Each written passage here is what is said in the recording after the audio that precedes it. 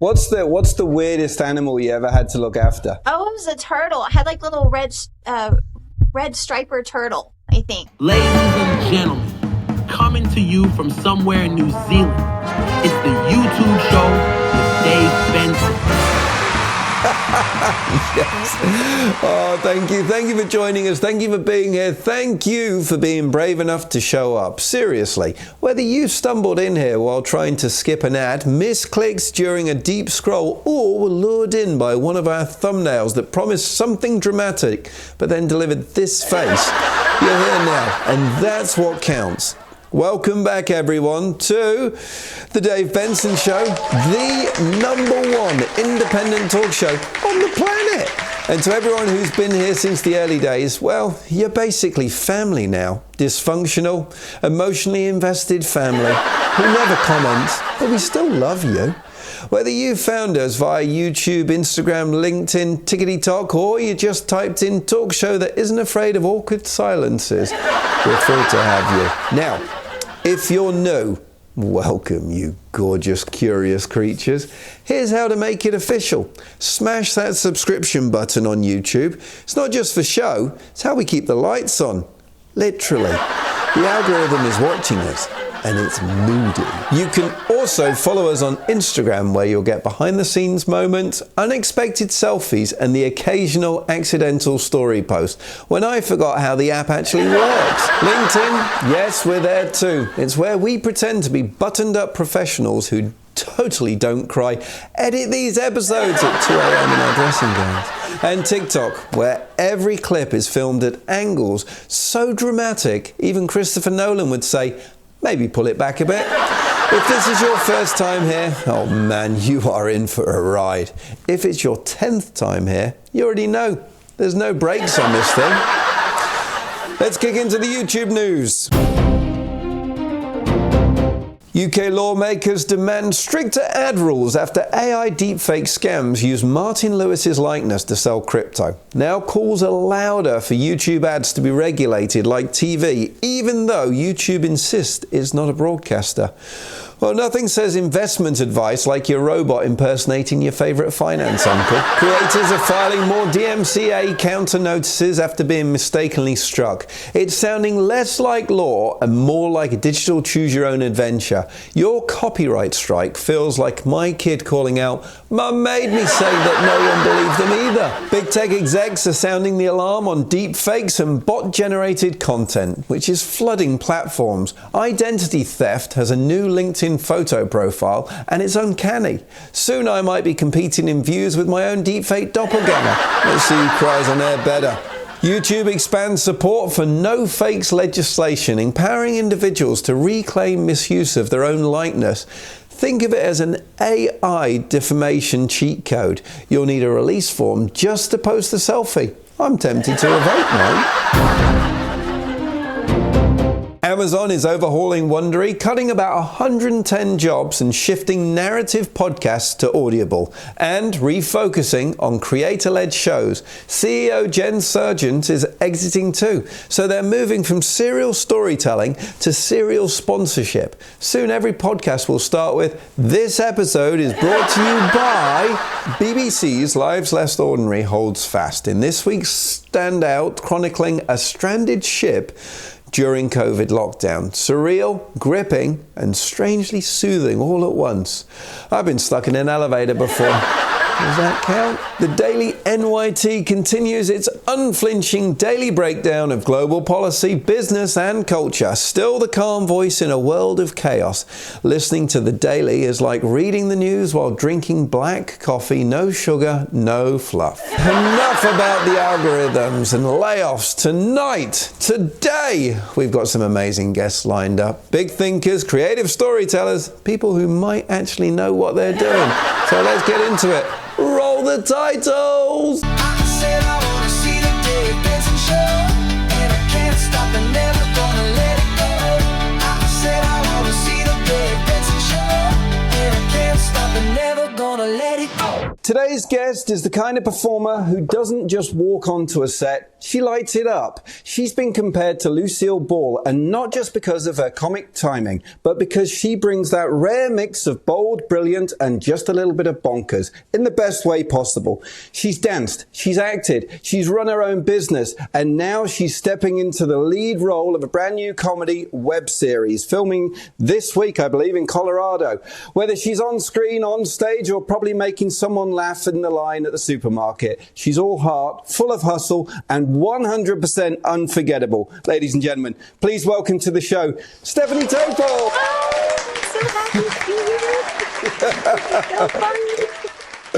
Oh, it's a pleasure to have you. Now, one of the things I have to ask, and I don't know this, so I've lived in the States before. I'm confused about the time because everywhere I book someone, it says Central Time, Pacific Time, and then for you, Mountain Time. How do they work this out? I don't know. I don't know. And some states don't even follow daylight savings times. I think Arizona and Hawaii don't follow daylight savings times. So when we change it in our country, if you're in that state, you don't spring forward or fall back. You just stay where you are.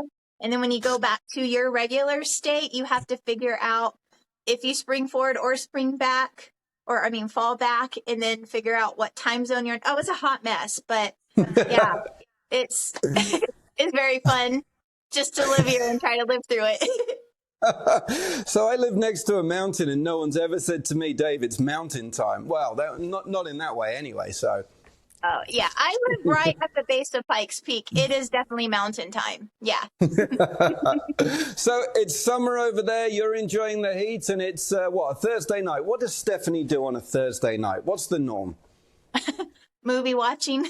That's the norm. Nice. Yeah. So I've been going through all sorts of movies lately and just watching the blockbusters that are coming out. Pretty interesting what's out there, and what just like The Life of Chuck just came out, and I've heard that one's pretty good. I haven't got out there to see it yet, but it's on the list. So what's tonight's movie? We're actually watching on PureFlix an Ainsley, I think it's called Ainsley Adams Murder Mystery. Ooh, with Candace nice. Cameron. Yeah, like a good mystery. Oh, awesome. So one thing I'm absolutely fascinated about, pet sitting. So I was doing some research, and you had your own pet sitting business. Yeah, I did. Back in Texas, I had Spots and Stripes pet sitting services, and I went to all the people's houses while they're on vacation, and I got to cuddle with all their little doggies and their rabbits and their little kitty cats. It was like one of the best jobs ever. What's the weirdest animal you ever had to look after? Oh, it was a turtle. I had like little red striper turtle, I think. Name, I remember, like Cecilia or something, and I had to like hand feed her with a little spoon and then give her a little kiss. Yeah. Wow, I thought you just left the turtle like in a cage or something and it'd just stay there. No, I had like a giant pond, and then I had to bring it in and put him in his little her little terrarium, and she liked to play with like a little round ball, like the size of like, like a kitty cat bouncy ball, one of those, and play with a little skateboard and little stuffed plush, and just, it was a very needy turtle. Wow. Did you ever have any animals escape on you? No, but I did try to, I say try. I had to once pet sit a Great Dane, and that Great Dane was larger than me and weighed more than me and ate far more food than I did. And he was kind of like, remember the TV show way back in the 60s, the Jetsons? If you ever saw that? You know the dog Astro, as soon as George Jetson would come home, that dog would like just run and tackle him. This Great Dane would do that to me because it thought it was, this big when it's twice the size of me. So I used to feed him, but yeah, it was one of the best jobs ever. I love animals. And then you changed tact and you wanted to do different things. You wanted to act. How did that come about? Was that always a passion from when you were young, or? That came about in the most random way. I think every kid kind of goes through some sort of, I want to be a stage performer, but it doesn't really happen. What happened to me was I was like kind of told it's happening. So I was working at a nonprofit in Colorado, and I met a person who was deeply into movies, and I started a conversation with this person. He's a movie director, and found out he's a pretty big deal. And he started talking to him, how do you get involved? And he invited me to a network meeting. Next thing I know, I'm auditioning for the show. I got the lead role of the TV show, and that happened last year, and that's how it just fell into place. So Wow, that must have yeah. been nerve-wracking, just being brought in like that. And did you have any acting experience? You know, I did a little bit when I was a kiddo, maybe in high school, a little tiny bit in college, some stage plays here and there, like Beauty and the Beast, nothing fancy. And when I auditioned for this show, I thought it was going to be like an extra. Maybe I'll play the part of a waitress or something, giving the bill. That's what I was thinking, but it turned out to be much larger than that. You must have loved it, because obviously that changed your whole direction. Yeah, it changed the way I look at film, movies, TV, and even life in general, because you can manipulate pretty much anything you want in film to look the way you want, sound the way you want, and it's such a fascinating process. Because of that, I enrolled in film school.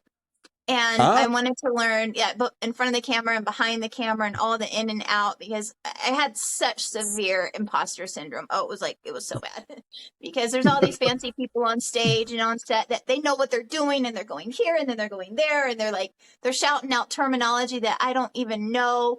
And I was supposed to be like the lead of the show and pretending like, yeah, sure, I know what you're talking about. ChatGPT, what does this mean? I guess we're in an age where you're quite lucky that you can actually do that and find, because imagine if it was like 20 years ago, you'd have just been stood there without any way of finding out what it was unless you went to a library or something. Yeah, absolutely. No, but ChatGPT has definitely helped just give me some basic terminology when on set. So I don't feel too stupid. And you're also a dancer as well? I am a dancer. Yeah. So my current job, I work in a theme park, and so we act and we dance and we do hula hoops and we do juggling, and it's kind of like a circus act, but without all the chaos. So yeah, we dance on stage. What theme park do you work at? My researcher didn't tell me that. Oh, it's a Great Wolf Lodge here in the States. Is that like a big roller coaster type thing, and then you do the stage show? So we don't have roller coasters. It's like a hotel with a water park attached to it. So there's more like water slides that are attached, but not roller coasters. And on the interior of the hotel, we have arcade and putt-putt golf, rope climbing, rock climbing, stuff like that. And then we have shows done by people like me, entertainers who act and dance. And did that all come about from the acting? Did that all prompt you to get into that? Yes, it did. It did. When I was working at that nonprofit with that person I was just telling you about, the director, I was serving coffee. And I do have a varied background, but I was serving coffee and I was sipping back and I was thinking, this sounds like a lot of fun. And he told me that his spouse had worked at this theme park. So I checked it out, said adios to the nonprofit. Thanks for the coffee. Went to the interview, not even knowing there was an audition. It was so funny. Because they're like, can you do high kicks? And I was like, ChatGPT, what is a high kick?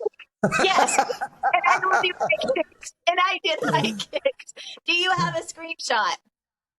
ChatGPT.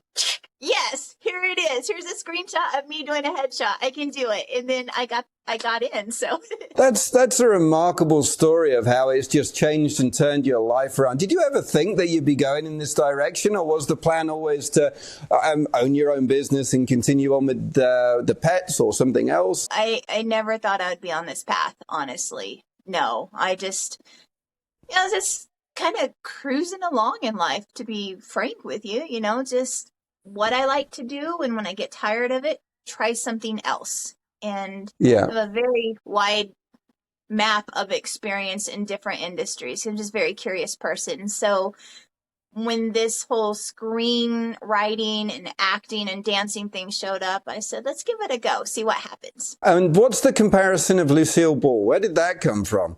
So the nonprofit that I had worked at, they had a costume contest, kind of close around to Halloween time. You had to dress up as a 50s character, and there was more than 700, I think maybe 1,000 people that worked there.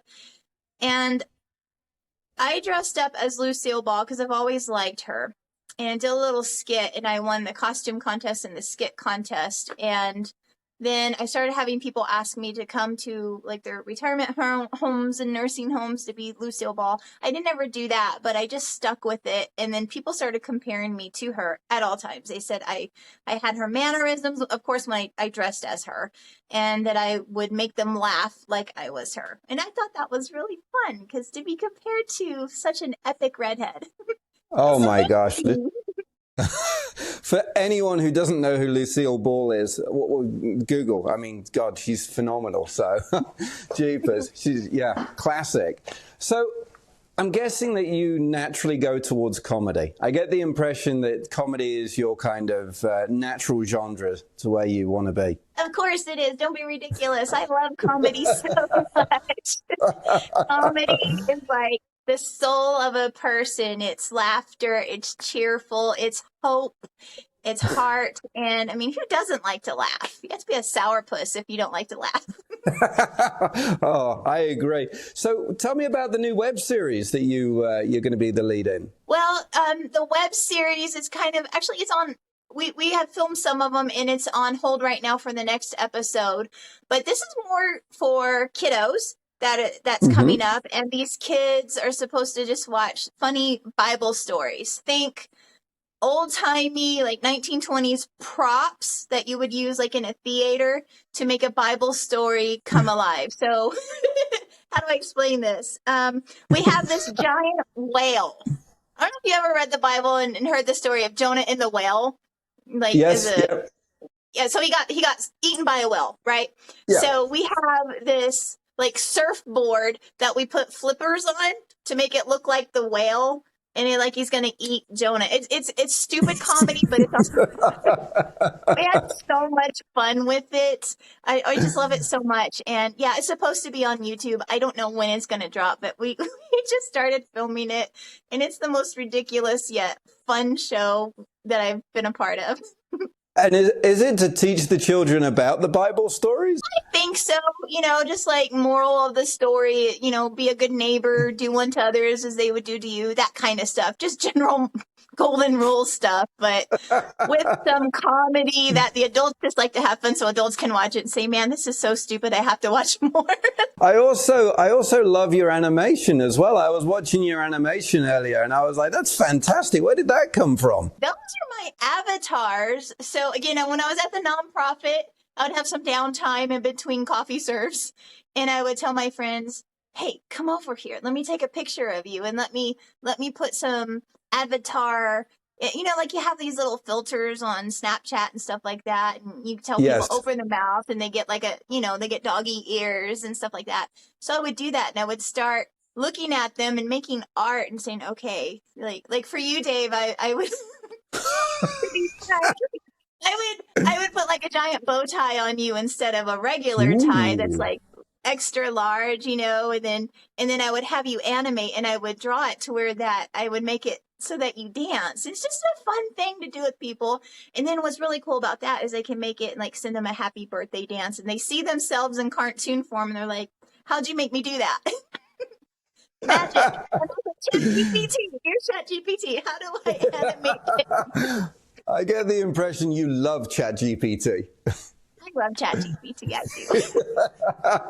do. Man, I'm going to wear a big bow tie. If we ever do it again, I'm just going to come on with the big bow tie on already, so you can get me dancing. You should totally do it. Yeah, I will make you an avatar. I always find that any avatar that gets made for me is just so generic. It's a random bald guy. Like, there must be a million out there, and there's nothing special. It's like that could be me or 20 other bald guys. I mean, if you want a random bald guy, I'll make you into a random bald guy. But it can be fair too. I can give you whatever you want. Oh no, those years are gone. Are you up for some fast fire questions, Stephanie. Let's do it. Worst pet sitting disaster in one sentence. The puppy from hell who jumped up, peed on me, and ate my glasses in a matter of 1 minute. That sounds like a good story. What's the go-to snack on a long shoot day? Jasmine green tea, unsweet, lukewarm, and barbecue potato chips. All right, this is a good one. What's your favorite dance move? Now, it says on here you can name it or show it. I'm not going to show it.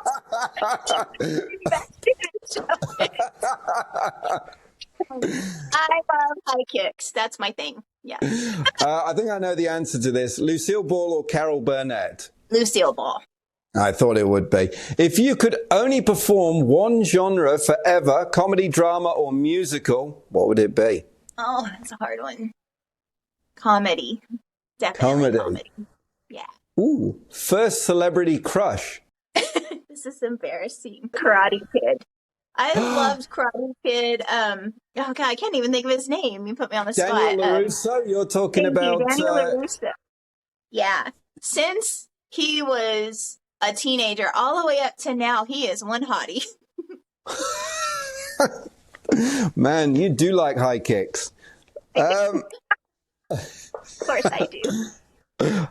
Most used emoji on your phone? The heart. Aww. Yeah. Funniest behind the scenes moment? You must have some good one from your Bible stories. Oh, well, I was on 3 Tablespoons of Faith. That's a new show that we have just recently filmed. And my co-star had to come up and introduce me to another character named Jose. And she's supposed to be aggressive German dialect. When she said Jose, she spit on my glasses. And I did this. And we had to do a cut because the people on set were cracking up laughing because, I mean, that was just a natural reaction. Anybody would go like that to get it off of your glasses. Stop, cut, and then I think it ended up in the bloopers because it was just like, that's disgusting. But it was so funny. Yeah. The movie you've watched the most times? Legally Blonde. They're making another one, I heard. They're making Legally Blonde 3. Yeah. Yeah. It hasn't come out yet that I know of or know really anything about it. They've been on the down low. But yeah, Legally Blonde, ooh, I can quote that back and forth. If your life had a theme song, what would it be? Dancing Queen by ABBA. One thing fans would never guess about you. Do I even have fans? I don't know. Oh, of course you do. You got one here. Oh, you're so sweet, Dave. Oh, so sweet. I used to be a massage therapist. There you go. Ooh. Yeah. Any good stories from that? I have a lot of good stories with that, but I think it's just a family-friendly show, so. All right. We'll leave it there. Yeah. So what have you got? What have you got coming up, Stephanie? What's next for you? Well, Dave, I just wrote my first feature screenplay, and it caught the attention of 3 Day Studios, and so now they have it, and an entertainment attorney has it, and we have been talking about it. We've looked at potential locations, both here in Colorado and Capernaum Studios, possibly. Nothing's set in stone, but we're looking at that. And we're in rewrite right now. So that's really exciting to be my first feature film and that a studio wants it. So yay. That's super cool. Yeah. So I really like to, as I said, I like to write about comedy, and I also like to engage women. There's not a lot of comedies featuring women out there that make us look either, stereotypical shopper or self-obsessed or something. So I kind of wrote this one for women. I can't talk a lot about it for intellectual property purposes, but this one has an all-female cast, and of course it has animals in it, and I think it's really good. Is there any animation in it? No, there's not any animation in it. No. Not But yet. I do have ChatGPT starring in it as a role. Did you know? I did. It must have been episode 2. I did a full interview with ChatGPT. Ooh, I have to go back and see that. Now that would be classy. Now, did you ask ChatGPT to draw an image of itself so you had a face with the I did not. I should have done that. It was just a blue dot that pulsed. Oh, that is terribly sad. We've got to fix that. Okay, so I did that once and it made the man of my dreams. He was really? body. Yeah. I said, you sound like a Jack or a Jake. And he's like, how about this? And then he's like, with a cowboy hat. And I'm like, right on. Wow. Yeah. I'm going to play with that later. Yes, definitely. Or ask it to name itself. It'll do that. You can play 20 questions with it. So it will, it can animate itself now too. I don't know if you've seen that. So it'll talk right at you as if it's a person. And that's kind of crazy. Yeah. Wow. I talk to it a lot. Yeah. Do you use the standard voice or do you use one of the special voices that they have? I think I changed the voice a while ago and I got used to the voice and I called it Jarvis, Iron Man. And then over time, it changes its own voice randomly in the way in which it speaks and pronounces things. And I'm like, stop it. I was used to the first voice. That's so funny. I haven't had that problem. My chat has the same straight voice. It's not the traditional robotic voice, but sometimes when I want it to be sassy, I'll change it to a British voice just to be sassy. Do I sound sassy? At times, yes, you're very sassy. Yes. Oh, Stephanie, it is an absolute pleasure to talk to you. Thank you so much for coming on this show. For anyone who wants any details about Stephanie, where do you want your details put? Where do you want them? LinkedIn. Oh. Do you want them up, down, left, or right? Where do you want them? I don't care. Put them up, I guess. We'll put them up here. We'll go at the top. Yeah, all of Stephanie's details will be found here so you can get in contact with her and see all of the amazing things that she's done. We're going to be back right after these messages.